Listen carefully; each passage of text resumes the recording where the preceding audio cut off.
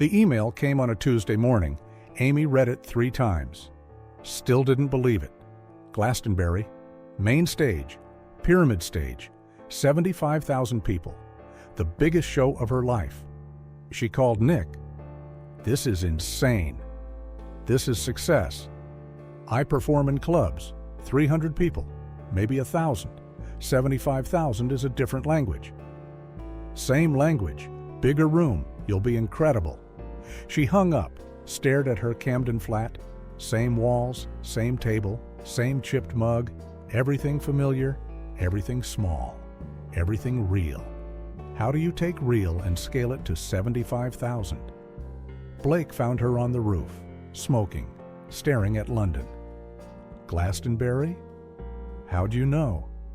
"You only look that terrified when the stakes are impossible." "I can't do this." "You can." "No, I mean it.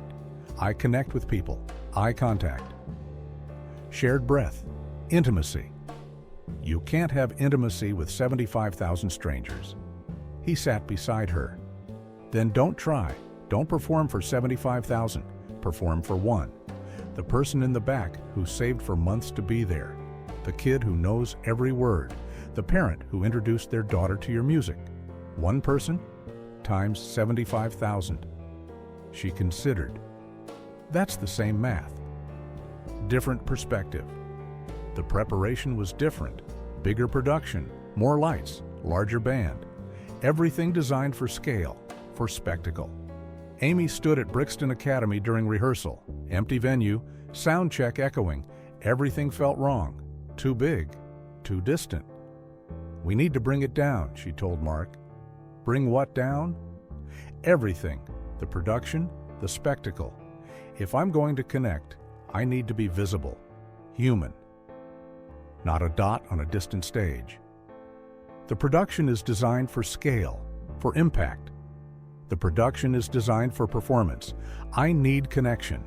Those are different goals." Mark understood. Started stripping elements. Fewer lights, simpler staging, more focus on her, on the voice, making big, feel small. Blake watched from the seats. "Better? Still feels huge?" "It is huge, but now you're visible through the huge." That's the balance. The small venue warm-ups began. Before Glastonbury, Amy insisted on club shows, returning to roots, remembering why she started. The good mixer, Ronnie Scott's, small rooms, familiar faces, real connection. Ray watched her perform at the Good Mixer, same stage she'd played years ago, before Frank, before fame, before everything. She was different now, older, worn, but still her. After the show, Ray poured her drink. "You're scared, terrified. Of what?" "Losing this connection, this intimacy. Once you play for 75,000, can you ever come back to 300? Depends. Are you performing or connecting? What's the difference? Performers need audiences. Connectors need people. Audiences scale. People don't. If you're connecting, room size doesn't matter. You're still person to person. Just more persons." She sipped, considered. "I think I'm a connector who's being asked to perform." "Then don't perform. Connect. At scale. It's possible. Just harder." Glastonbury arrived like a storm. Security, caravans, production trucks, thousands of crew. The festival was massive. Multiple stages, hundreds of acts, over 100,000 people across the site. Amy stood backstage at Pyramid Stage. Watched other acts perform. The crowd was an ocean, moving, breathing, alive. She'd never seen anything like it, never imagined performing for this many people. Blake stood beside her, silent. Just presence, just anchor. "I can't see their faces," she said. "They can see yours, on the screens. You're 40 feet tall up there." "That's not me. That's an image of me. How do I connect with an image?" "You don't. You ignore the screens. You perform for the front row. The screens handle the rest. Let technology do its job. You do yours. The stage manager called 30 minutes. Amy's hands started shaking, the familiar pre-show anxiety, but bigger, heavier, more intense. Mark found her. Sound check was perfect. Band's ready. You're ready. I'm not. Yes, you are. You've done this 1,000 times. I've never done this. This is different. This is the same songs, same voice, same truth, just more people hearing it. Don't change what works, just amplify it.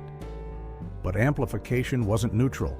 It changed things, made small, big, intimate public, personal universal. Could truth survive that translation? The walk to stage felt eternal, through corridors, past crew, past other artists, past security, each step heavier, each breath shallower. Then suddenly, she was there. In the wings, the crowd visible, massive, overwhelming, impossible. The introduction, her name echoing, the crowd roaring, sound like weather, like force of nature. She stepped into the light. 75,000 people, all looking at her, all expecting something, all demanding connection she didn't know how to give at this scale. She walked to the microphone, looked out. Couldn't see past the first 10 rows. Everything beyond was blur, movement, energy, mass without faces, anonymous expectation. Then she saw one person, front row, young woman, tears already streaming, singing along before any music started, knowing every word before they were sung. Amy focused there, on that one face, that one connection. Let the rest blur, let the scale disappear. Just person to person, just singer to listener, just truth to witness. The band started. She opened her mouth and sang. The performance was out of body. Amy sang, hit notes, performed choreography, but part of her was watching from outside, observing this surreal moment, this impossible scale, this girl from Camden on the world's biggest stage. Halfway through the set, during a ballad, she stopped, let the band fade. Stood in silence. 75,000 people, silent, waiting. I'm from Camden, she said into the microphone. Small streets, small pubs, small stages. This is different. This is huge. This is terrifying. But you know what? You're still just people. I'm still just me. So let's forget the scale, forget the production. Just be people sharing music together. Yeah? The crowd roared. Agreement, understanding, permission granted. For her to be human, for them to be intimate despite the distance. She sang the ballad acoustic, just her voice, no band, no production, just sound and space. And 75,000 people breathed with her, moved with her, connected despite the impossibility. Blake watched from side stage, tears in his eyes. She'd done it, found intimacy in scale, made the impossible possible, stayed herself despite the enormity. When the song ended, the silence was profound. Then the eruption, not applause, recognition, gratitude, witness. They'd experienced something rare, something real, something that transcended the distance. The rest of the set was different. Amy stopped performing for the crowd, started connecting with individuals. That woman front row, that couple in the wings, that person waving in the distance. Each song a conversation, each moment person to person. The scale became irrelevant, only connection mattered. Mark watched from the mixing booth. This was revolutionary. Artists usually performed bigger at big shows, more spectacle, more performance, more distance. Amy was doing opposite, performing smaller, more intimate, more real. And it was working. The crowd was mesmerized. Final song. Amy addressed the crowd. Thank you for letting me be small on a big stage, for letting me connect instead of perform, for being people instead of audience. This was terrifying. This was beautiful. This was real. Thank you. The crowd sang the final chorus with her. 75,000 voices, one sound, unity in scale, intimacy in mass. The impossible made possible. Backstage was chaos, media, industry people, everyone wanting to talk. Amy hid in her caravan, Blake guarding the door. She sat in silence, processing what just happened, what it cost. Mark knocked, entered carefully. That was historic. People will talk about that performance for decades. It felt wrong. What? The scale? The distance? Even when I connected, I couldn't see most of them, couldn't breathe the same air. It was connection through screens, through amplification, not real. Simulated. But it worked. Did it? Or did 75,000 people project connection onto an image? Those are different things. Mark sat. You're overthinking. This is the trade. Small venues, real connection. Big venues, simulated connection. You can't have both. Scale kills intimacy, even when you try to preserve it. Then what do? Only play clubs? I don't know. But this felt like performing connection instead of having connection. And I don't know if I can keep doing that. The offers multiplied. After Glastonbury, every major festival wanted her. Every arena wanted her. Every promoter wanted bigger, bigger, bigger. More people, more tickets, more revenue, more scale. Amy sat in Nick's office. Stack of offers on his desk, each one bigger than the last. You could tour stadiums. Amy, do you understand? Stadiums, 50,000 people per night. I understand the numbers. I don't understand the point. The point is reach, impact, legacy, touching millions instead of thousands. Touching or performing for? There's a difference. Does it matter? The music reaches them either way. It matters to me.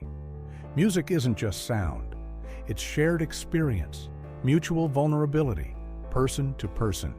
You can't have that with 50,000 strangers in a stadium. Nick leaned back.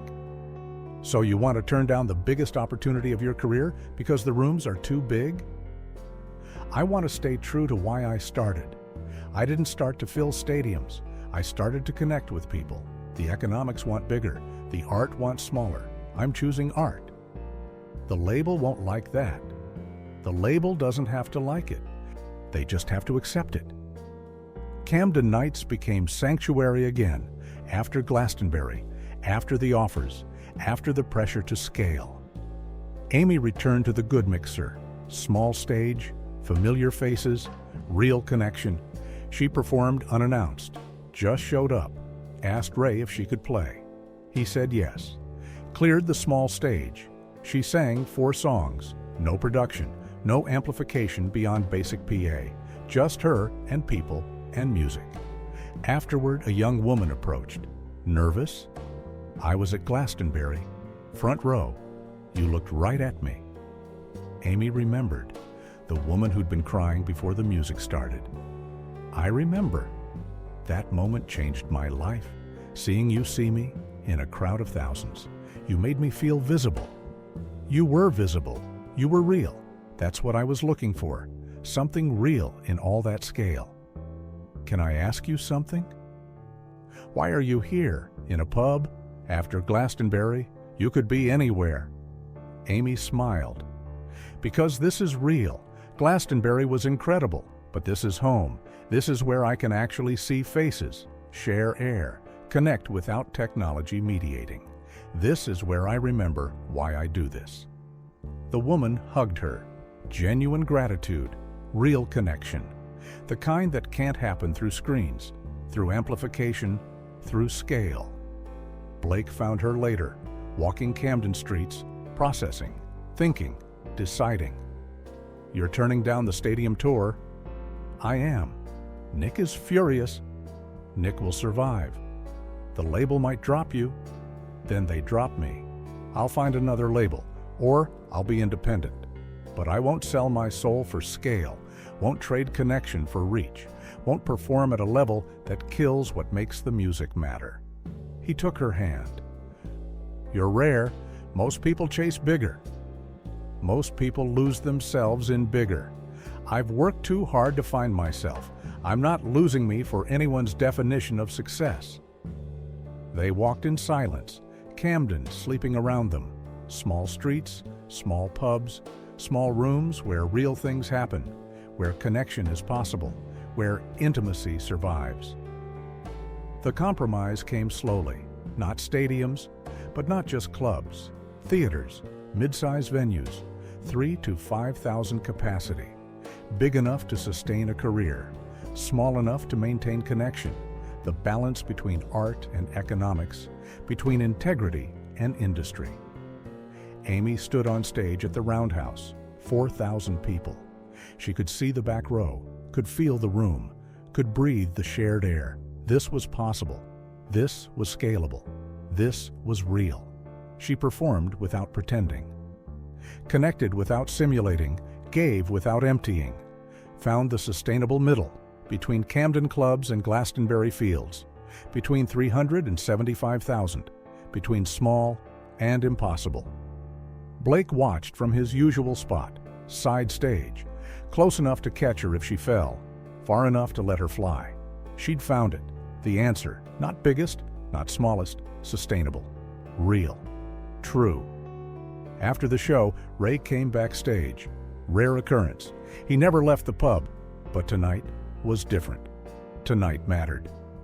Heard you turned down the stadium tour. You heard right. People think you're crazy.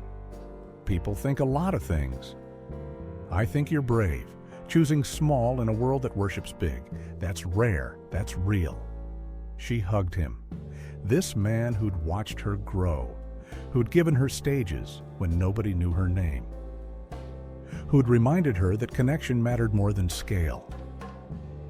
Thank you, she whispered, for always being home, for keeping real alive, for showing me the difference between performing and connecting. He pulled back, looked at her. You'll face pressure to go bigger, to chase stadiums, to compromise. But remember this, the people who matter don't need big stages. They just need truth. Keep giving truth. Everything else is noise. Camden flat, late night, Blake asleep on the couch, Amy at her table, notebook open, writing, not songs, thoughts, reflections, understanding. She wrote, "Scale is economics. Connection is art. I choose art, always. Even when economics screams louder, even when the money is bigger, even when the world says I'm wrong. Art over scale, truth over spectacle, connection over reach. This is my line. This is where I stand." Outside, London breathed. Inside, Amy found peace. She'd climbed the mountain, played the biggest stage, proved she could, and chose to come back down, by choice, by design, by understanding that bigger isn't always better. Sometimes smaller is stronger, sometimes less is more, sometimes connection matters more than scale, always.